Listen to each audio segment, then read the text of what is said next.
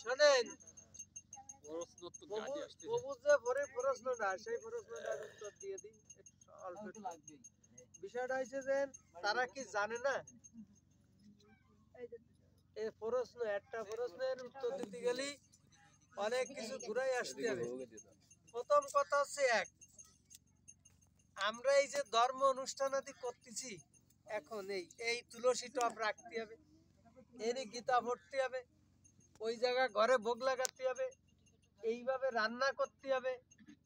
আমারে বলেন দি এই সমস্ত জিনিস কোন ধর্মগ্রন্থে আছে?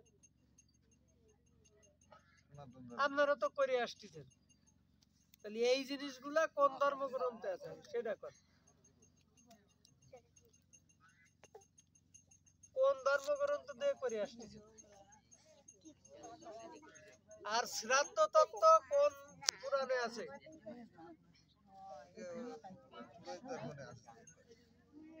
পুরোহিত দর্পণটা কোন জায়গায় আছে? এইবার আস্তে আস্তে দেখেন, পুরোহিত দর্পণের বিভিন্ন গ্রন্থ থেকে এই যে বলি, শুনুন, এই যে আমার এখন শ্রীমদ্ ভগবত গীতা পাঠ করতে হবে, হরি বল বাবু, হরে কৃষ্ণ।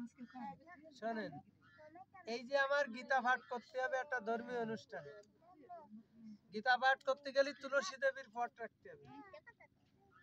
প্রথম কথা হচ্ছে এই আমারে কিডা শিখালো, এই ভজন প্রণালী আমারে কিডা শিখালো?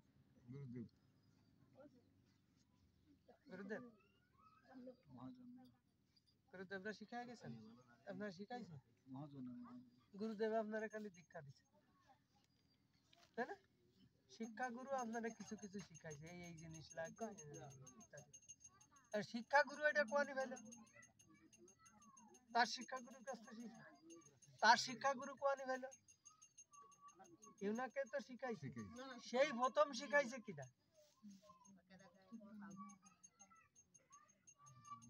তাহলে এই জিনিসটা সর্বপ্রথম আমাকে শিখাইলো কিনা এইটা বলে দিই। এইটা আছে আমাদের হরি ভক্তি বিলাস নামে একটা গ্রন্থ আছে, যেটা হচ্ছে সনাতন গোস্বামীর লেখা হরি ভক্তি বিলাস। এই গ্রন্থটাই আমাদের এই সমস্ত নিয়ম কানুন এটা সুন্দরভাবে সনাতন গোস্বামী আমাদেরকে লিপিবদ্ধ করে গেছেন হরি ভক্তি বিলাসে। সেই গ্রন্থটা দেখিয়ে আজকে আমরা এই সমস্ত নিয়ম কানুন সবকিছু পালন গেল। এবার আসেন ব্রাহ্মণরা যেটা পাইছে সেটা কোন জায়গা পাইছে? এটা হচ্ছে বল্লাল সেনের আমলে একটা পুরোহিত দর্পণ লেখা হয়, বল্লাল সেনের পুরোহিত দর্পণ, বল্লাল সেনের আমলে। যে পুরোহিত দর্পণ আমাকে কোন ধর্মগ্রন্থের মধ্যে নাই, কোন ধর্মগ্রন্থের মধ্যে পুরোহিত দর্পণের কথা উল্লেখ নাই, সেটা দেখে করে। কিন্তু এটা হচ্ছে বল্লাল সেনের আমলে লেখা পুরোহিত দর্পণ, সেইটা এখন ব্রাহ্মণরা চালাই দিচ্ছে। আমরা যে ক্রিয়াকর্মাদি করতেছি, এই যে 11 দিনে যে সমস্ত ক্রিয়াকর্মাদি করতেছি, এগুলো কোথায় আছে? এগুলো বর্ণনা করা আছে গরুর পুরাণে, ঠিক আছে? কোন পুরাণ? গরুর পুরাণ। এই গরুর পুরাণ থেকে হচ্ছে আমাদের এই শ্রাদ্ধ তত্ত্বগুলো নিয়ে আসছে, গরুর পুরাণ থেকে। তাহলে ওই পুরাণের সাথে আর ওই পুরোহিত দর্পণের সাথে কোনো মিল নেই। তাহলে একটা হইছে পুরাণের তে, আর একটা হইছে আমার চলার জন্য যেটা দরকার, মন গড়া যেটা দরকার সেটাতে। তাহলে আমার মন গড়া যেটা কটা যেটা দরকার সেটা আমার মতন করে লেইছি। চাইল কয়টা লাগবে শ্রাদ্ধে? কেন 1 মন লাগবে? কেন জানেন কেন লাগে 1 মন? আধা মন চাইল শ্রাদ্ধে কম দি, এতদিন তো আপনারা দিয়ে আইছেন, তাহলে 8 মন চাল দিচ্ছেন কেন শ্রাদ্ধে? এর একটা কারণ আছে, কারণটাও বলে দিচ্ছেন। কারণটা সেই আবার খিদে লাগে আসতেছে না, সময় তো চলে যাচ্ছে, সন্ধ্যে আবার ওই আসতেছে, খাইতে হবে, আবার মন্ত্র আছে। বিষয়টা সেই দেখেন, ব্রাহ্মণেরও দোষ না। ব্রাহ্মণের কাজ কি জানেন? ব্রাহ্মণের কাজ কি? সে নিজে পড়বে, অন্যকে পড়াবে, নিজে পড়বে, অন্যকে পড়াবে, আর এই যজমানগিরি করে বেড়াবে। এটা হচ্ছে যজমানগিরি কয়ে, যে এই রতিরমন বাবুর বাবার আজকে বাৎসরিক, তাহলে এ নিয়ে এসে আমি মন্ত্র পড়াবো।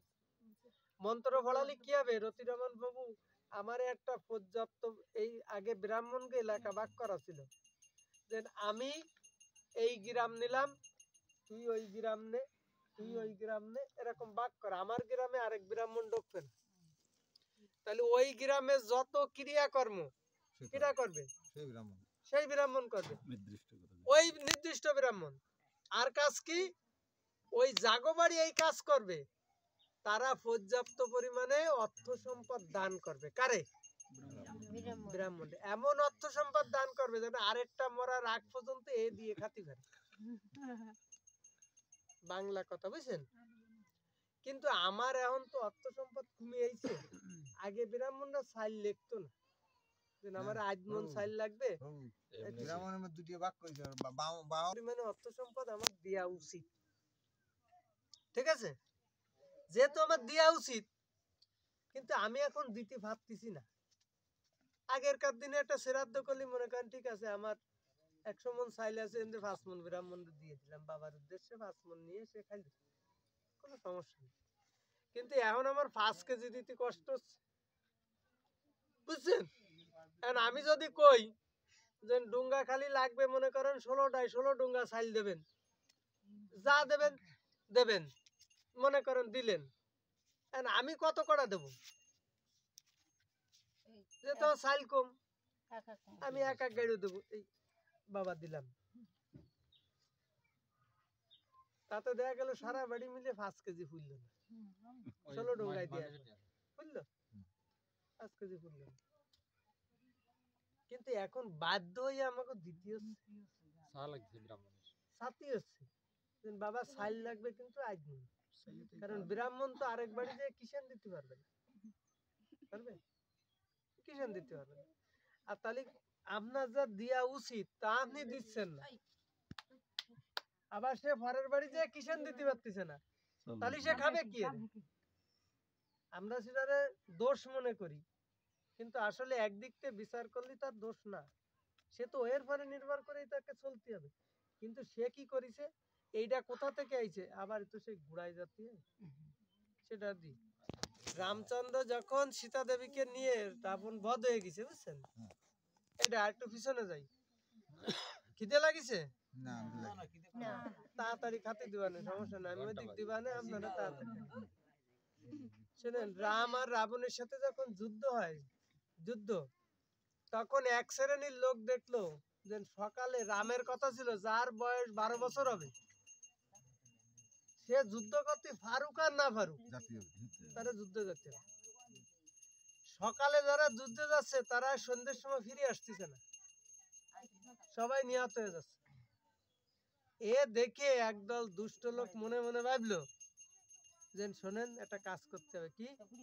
তো বলছে যে যুদ্ধে আমরা যাব, বাড়ি দিয়ে সাইজে গুজে বেরোবো, কিন্তু যুদ্ধের মাঠে যাব না। পথে যাওয়ার সময় বন জঙ্গলে বিভিন্ন জায়গায় ফলাই থাকবো, আবার সন্ধ্যের সময় ফিরে আসবো, বুঝছেন? এই এক শ্রেণীর লোক জোট করলো, জোট করে তারা যুদ্ধে যায়, আর সন্ধ্যে হলেই ফিরে আসে। কিন্তু তারা যখন যুদ্ধ হচ্ছে তখন দেখতেছে রাবণের পক্ষে যারা মারা যাচ্ছে প্রত্যেকের জন্য উপর দিয়ে একটা রথ আসতেছে, তারা রথে উঠে চলে যাচ্ছে, রথে উঠে চলে যাচ্ছে। এই বুদ্ধি যখন তাদের মাথায় ঢুকলো যে এরা কোথায় যাচ্ছে, এদিকে রাবণ বধ হয়ে গেছে, রাবণ নিহত হয়ে গেল। যখন না রাবণ নিহত হলো, তখন এই যারা পলাইছিল এরা সবাই বের হয়েছে, বের হয়েছে, এবার রামচন্দ্রের ধরেছে, প্রভু আমাদেরকেও বধ করতে হবে, আমাদেরকে আপনি না মেরে মা সীতারে নিয়ে আপনি যেতে পারবেন না। তা তখন রামচন্দ্র বললেন, বাবা আর হবে না, আমি বিনা কারণে কারো হত্যা করতে, তা যেহেতু তোমরা আমার দর্শন পাইছো, তাহলে তোমরা আমার কাছে বর প্রার্থনা করো। তা বললো তথাস্তু। তা বলছে তখন ওই যে বুদ্ধি কি ভ্রষ্ট বুদ্ধি।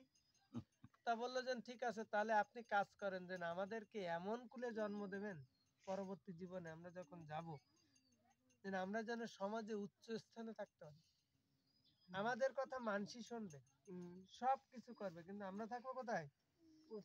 Top level. তা বলে তথাস্তু।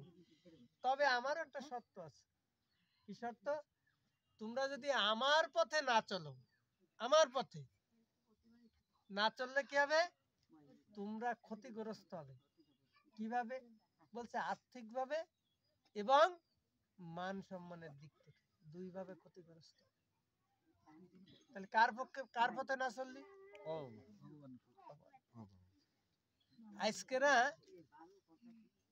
আজকে আমাদের দেখেন আমাদের সমাজে আমরা যারা অবস্থান করছি, আর বললো কি এটা কিন্তু রামচন্দ্রের অভিশাপ। হ্যাঁ, বললেন যে না আর কি হবে? বলছে তোমরা কখনো দানে সন্তুষ্ট হবে না।